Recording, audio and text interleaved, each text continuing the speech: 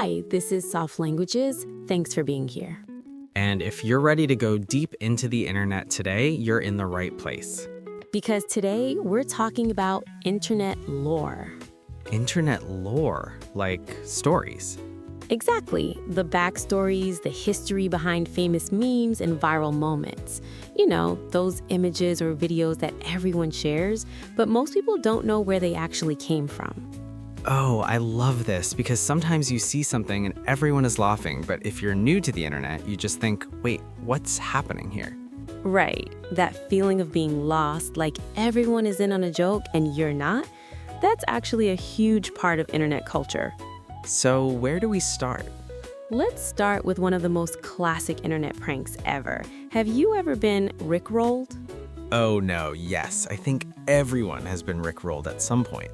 So for anyone who doesn't know, and honestly, if you don't know, welcome to the internet. Rickrolling is when someone sends you a link and you think it's something important or interesting, but when you click it, it takes you to the music video of Never Gonna Give You Up by Rick Astley. From 1987.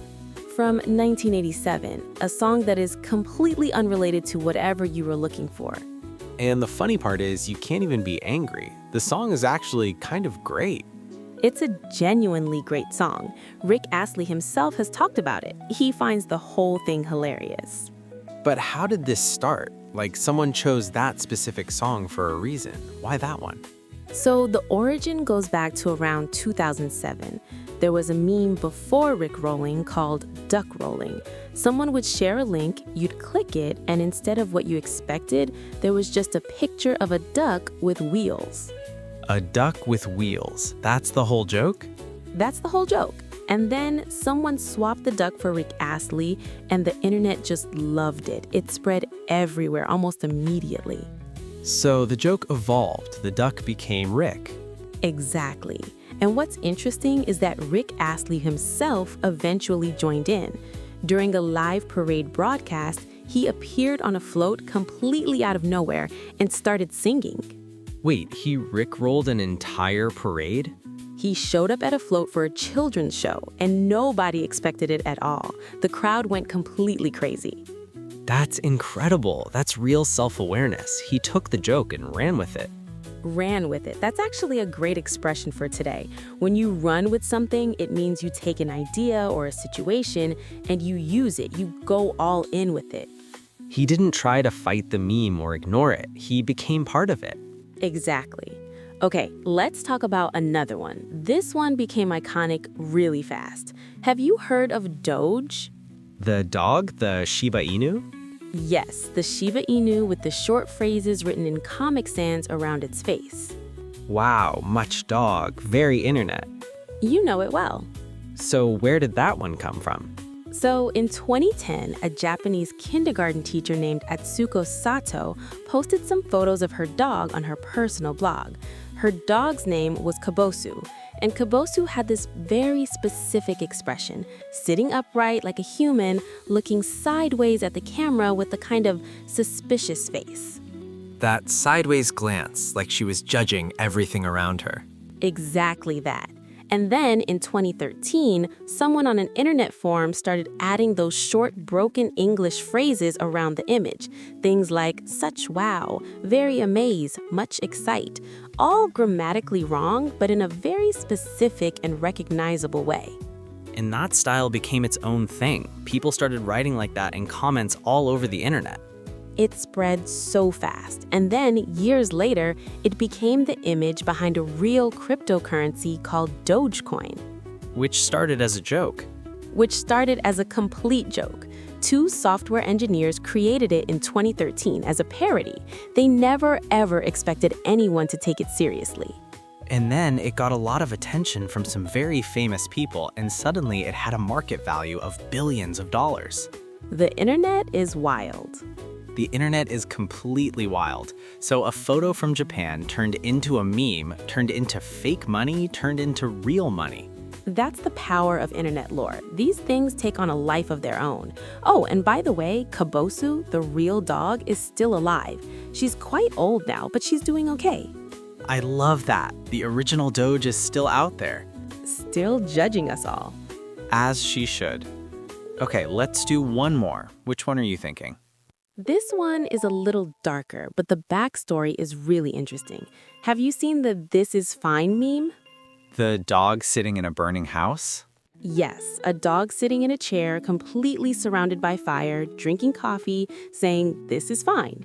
I see this one everywhere, especially when something goes wrong in the news or at work or just in life in general. Right, it's become the symbol for pretending everything is okay when things are clearly not okay. Which is very, very relatable. Very relatable. But here's what most people don't know. The image comes from a webcomic called Gun Show by an artist named Casey Green. It was published in 2013. And the original comic, it wasn't just those two famous panels, right? No, it's longer. The dog sits in the fire, says, "This is fine," and then in the following panels, the dog slowly starts to melt and still insists that everything is fine. Oh, so it's actually about denial, about refusing to accept reality even when it's right in front of you. Exactly. The full comic is actually much more uncomfortable than the two panels people usually see. It was a commentary on how we ignore problems and convince ourselves that things will somehow be okay. And then that became the meme for every crisis, every bad day, every system failure, every difficult Monday morning. Every Monday, yes. And Casey Green has spoken about it being a very strange experience. Millions of people use his drawing every single day, but most of them have no idea it came from a longer, more serious comic. That's the thing with memes, isn't it? They get completely separated from where they started. They travel so far from their origin. They lose the context, and sometimes the meaning shifts along the way, too. But the feeling stays, the emotion stays, and that's why they work. That's a really good point. The emotion is universal. You don't need to know the backstory to understand that feeling. This is fine. Everything is on fire. This is absolutely fine. Okay, so before we close, let's do a quick recap, but naturally. What did we actually cover today? We talked about Rickrolling, a prank that started with a duck, became Rick Astley, and turned into one of the most recognized internet traditions of all time.